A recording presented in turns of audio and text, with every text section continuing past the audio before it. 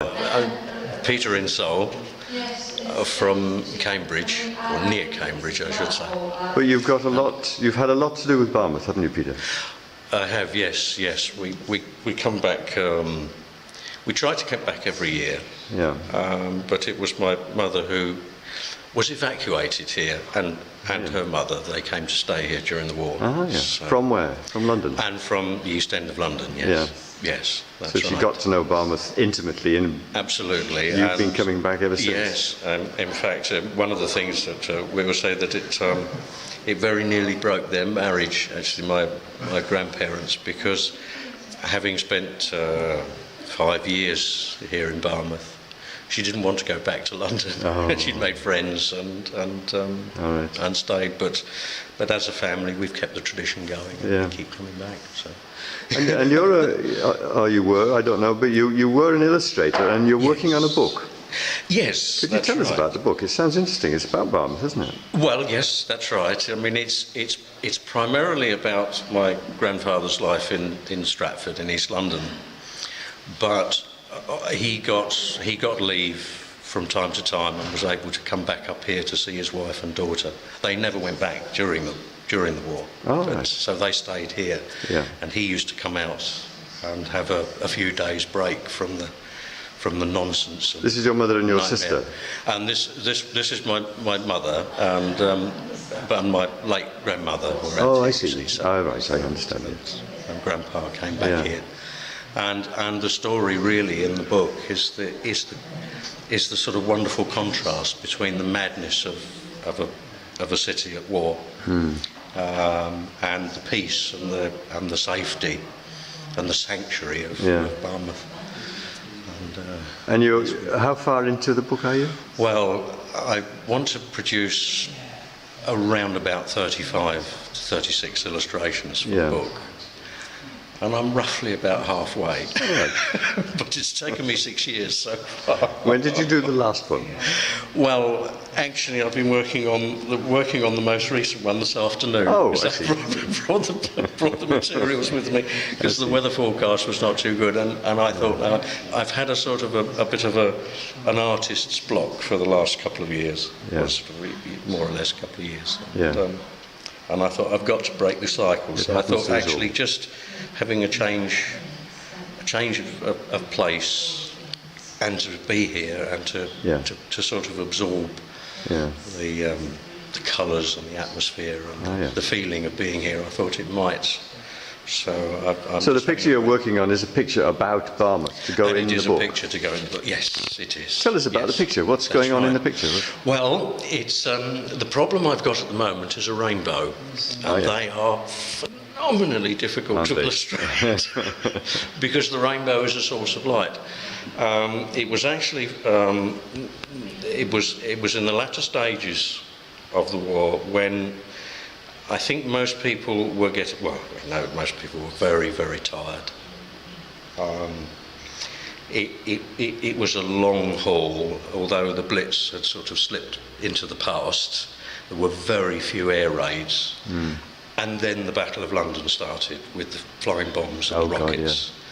God, and in 1944, it was like, when reading the diaries, he doesn't actually really specifically mention it much, but you can read the way he's written that it was so utterly demoralising to come at the end there, to have these wretched things falling out of the sky with no warning and that sort of thing. Yeah. You could face immediate and unannounced oblivion. Yeah. And now my grandfather was a very sociable type. He and especially like at Christmas time, he wrote reams about everything he did when he came to Barmouth. It was we went here and we saw this and we saw these people and the rest of it. But Christmas 1944, he didn't want to have anything to do with anybody, and he just went and walked. So on Christmas Day, of all days, he went for a walk by himself up the estuary. Yeah. Because he just needed peace, with no threat of, instant death and all that sort of thing. He just couldn't cope. He had to go out.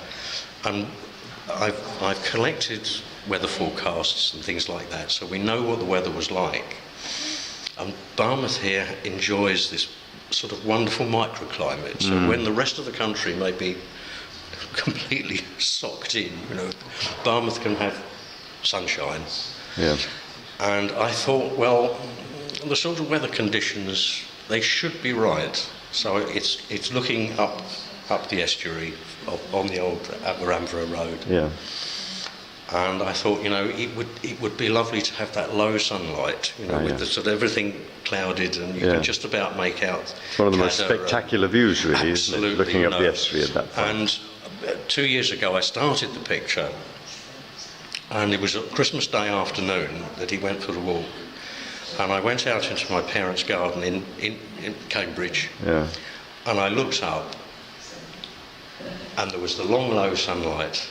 And there was a rainbow, and I thought, that's it.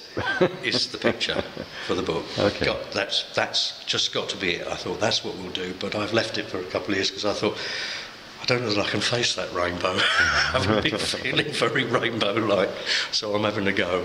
And you say there is one picture we could see from this group. Yes, that's on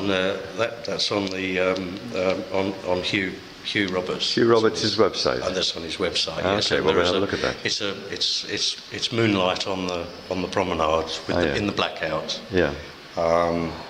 Again, that was one of those things that he'd come out. That was during Blitz. In 1940. And there's nothing on a website we could look at? No, I haven't. It's one of those things I've been promising myself one day. I really ought to. I mean, you could do that as a preliminary to publishing, You publish yes, I was a little bit afraid, I think, of releasing too much before publication, because I think the other thing is that I tend to work so slow. Yeah. My work is normally very, very complex that I've had to sell. So I've never had the chance to have an exhibition. Yes, I see. And I suppose really this book is, because it's an integrated piece of work, it's a chance to do that. It would be my chance to have a one-man show, probably my last chance. Yeah. So I'll have a go at that. Maybe when you finish the book, we could have a one-man show in here. Well, that would be absolutely fantastic. As it's about Barmouth, it would be a very appropriate thing. Absolutely, I think yes. There's something to work. There's something to work forward there too. Yes, because I mean, Barmouth has Barmouth provided refuge for my grandmother and mother. Yeah.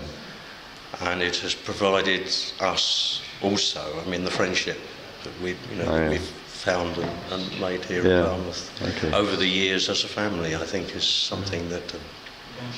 Is there anything in the book about this hall?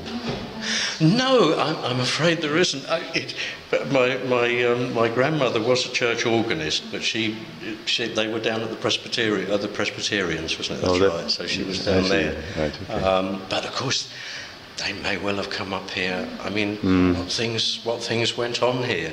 Oh, all sorts of things. I mean, jumble sales. Church hall. Oh yes, I mean it was. But it'd be nice if there was some mention of it. It would be. There wouldn't there? But I don't recall it. But well, lovely to meet you, and thanks very much for talking to us. And absolute pleasure. Look out for the book. Yes, that's it. Yes, keep looking. Yes.